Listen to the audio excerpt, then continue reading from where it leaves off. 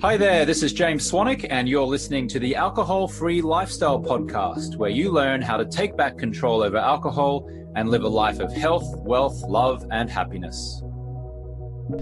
How are you going to celebrate the 4th of July on the 4th of July? James Swanwick here, welcome to the show. I am joining you from the hotel foyer of the Fellows by Hilton in Cambridge, UK, where I am for the summer, studying at the University of Cambridge. And the 4th of July over in the US, which was my home for 20 years, is a day of fireworks and alcohol and Doritos and burgers and shenanigans. But you don't need the fireworks of drinking copious amounts of alcohol. Maybe you can do it with just the fireworks. Maybe you can do it with just the fireworks.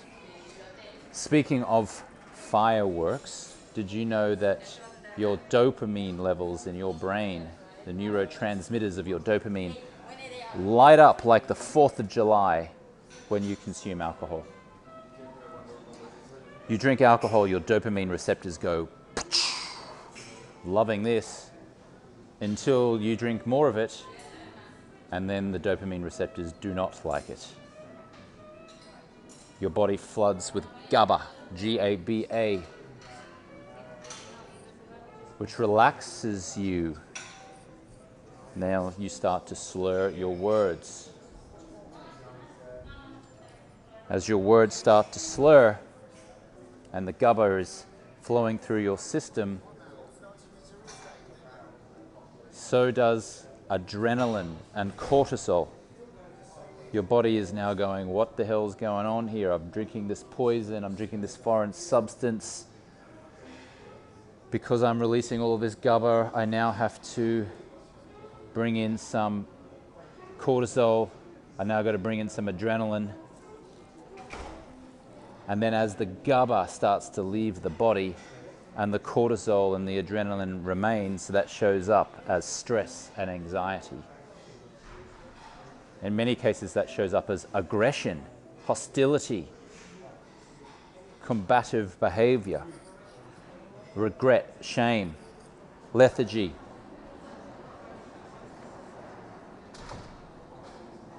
When we start eating sugary foods or carb-laden foods, when our body is filled with cortisol, our body stores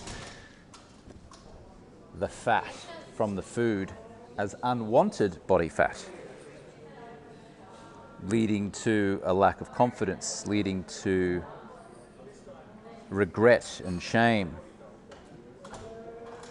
All of these things happen when you consume attractively packaged poison. So knowing that,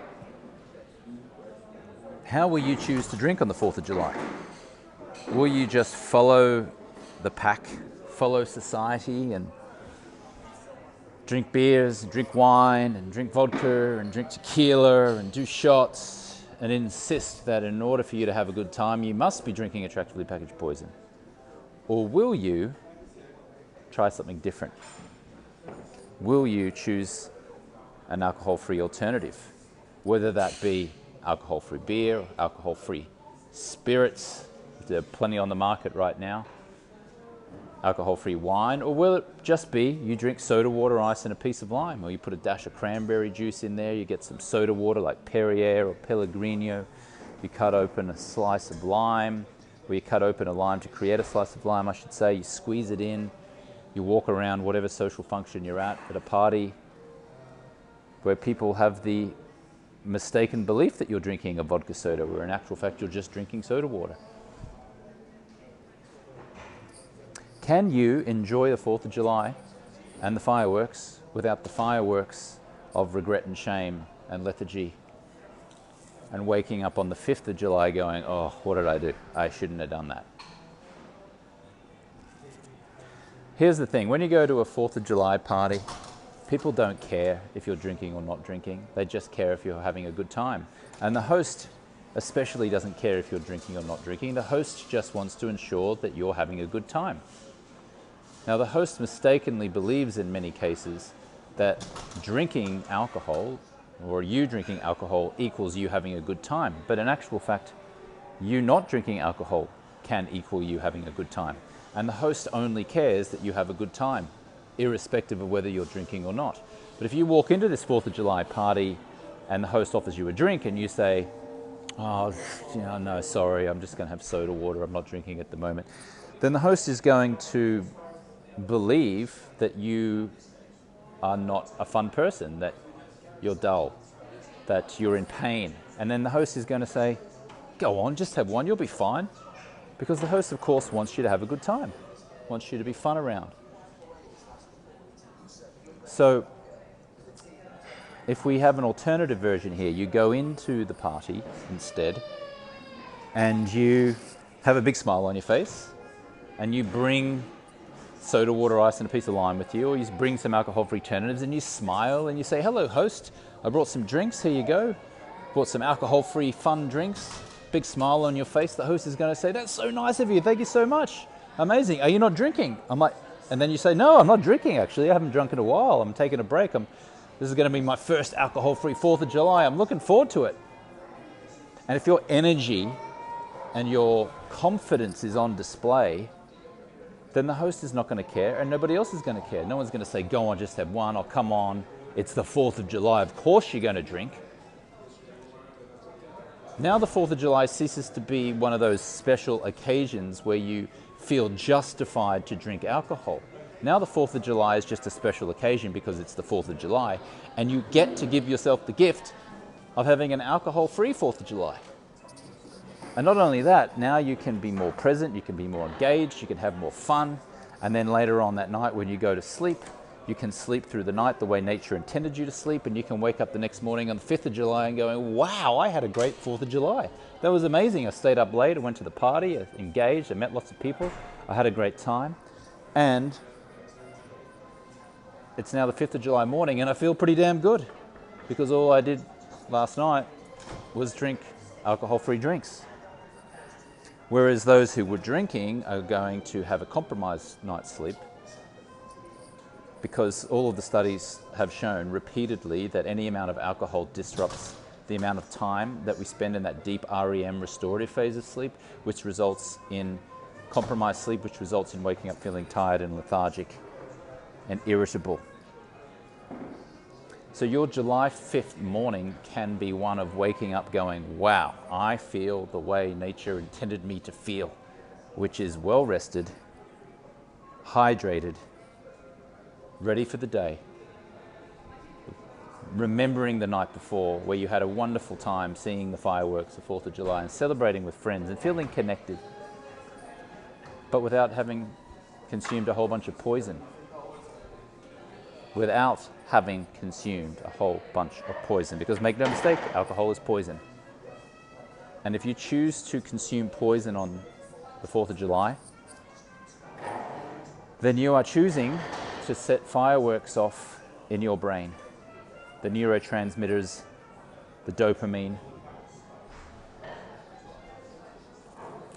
And just as the fireworks on the 4th of July evening leave behind smoke, so will there, metaphorically speaking, be smoke left behind, simmering in your brain after you have triggered your dopamine receptors and neurotransmitters by feeding it attractively packaged poison. So are you going to choose to drink poison, which looks very nice in the bottle? It's gorgeous. Gin, beautiful glass bottle. Chardonnay, beautiful bottle. Champagne, beautiful bottle. Beer, Coors, Bud, nice bottles, nice and sleek bottles. Do you feel comfortable and confident holding your prop at the 4th of July party? Holding your alcoholic drink, posing for photos, as if telling the viewer of these photos, this is the good life. Because I'm holding this attractively packaged poison, wow, this is a symbol of the good life. Or are you just going to pose in photos, smiling, whether you're holding an alcohol-free drink or nothing? Why do you need a prop to convince yourself and others and the viewers of the photos that you're living the good life? Why does alcohol need to be a symbol of you living the good life? In my view, it is a symbol of the compromised life, not the good life. The good life is the way nature intended you to live, with health and vitality, being well hydrated with water, exercise, good relationships, connected. And any amount of alcohol compromises that, reduces the chances of that. Go to a party. Engage with friends. Host a party. Have people come over. If they choose to drink, let them drink. Don't be judging them for drinking. You just drink your alcohol-free alternatives and do it with a big smile on your face. Remember, it doesn't matter what you say if someone is asking you why you're not drinking. It only matters how you say it. So if someone says, "Why aren't you drinking?" you can say anything. But the most important thing is how you say it. In fact, they've done studies of influence and persuasion.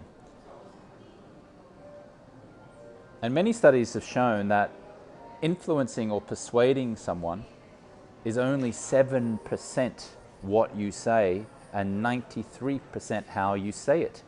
Let me say it again. 7% the words that you say and 93% how you say it. And how you say it means body language, tonality, pacing. 7% is logical words. Now, if you've got a big smile on your face and you're energetic while you answer the question of why you're not drinking, you are thereby unconsciously and consciously persuading the person that you're talking to that you feel perfectly happy and confident not drinking, that living alcohol-free is fine and fun, and you enjoy it and it's pleasant. But if they say, "Why aren't you drinking?" and your shoulders slump forward and you go, "Oh, gee, I wish I could, oh, geez, oh."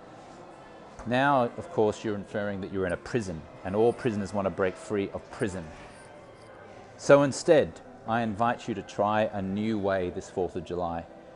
Have the fireworks come from watching the fireworks. Have the fireworks come from the knowing that you are living an alcohol-free lifestyle with great nutrition, physical health, great night's sleep, smiling, joking, laughing, engaging, meeting people, introducing people, feeling good. Don't have the fireworks go off in your neurotransmitters in your brain from consuming attractively packaged poison. Try something different. See how it feels. You do not need to lock yourself away from society because alcohol is present out in society, because you're scared of consuming it. I invite you to run towards those parties where alcohol is present and confidently walk up to the bar. Confidently walk up to the bar, whether it's a party or a restaurant or otherwise, and order an alcohol-free drink. And do it with a big smile on your face. That's how you will persuade and influence yourself, and that's how you will persuade and influence others that an alcohol-free lifestyle is the superior one. Enjoy the 4th of July. Have a great time. In fact, have the best time, and do it being alcohol-free.